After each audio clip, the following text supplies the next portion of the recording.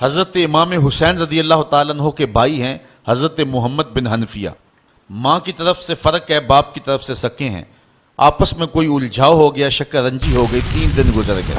हज़रत मोहम्मद बिन हनफिया ने सोचा कि इमाम हुसैन मेरे भाई भी हैं, बड़े भी हैं, फिर रसूल खुदा की बेटी के बेटे भी हैं, तो अगर नाराज़गी होगी है तो मैं जाके सुलह में पहल कर लेता हूं, कोई बात नहीं। घर से चले, रास्ते में हुजूर का ये फरमान याद आया कि जो दो मोमिन आपस में उलझ पड़े, जो सुलह में पहल करेगा वो जन्नत में पहले जाएगा।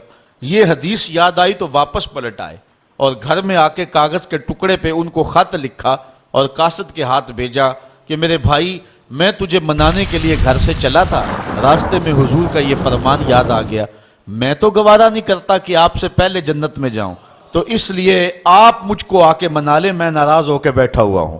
तो हजरत इमाम हुसैन आए और अपने भाई मोहम्मद बिन हनफिया को राजी कर लिया।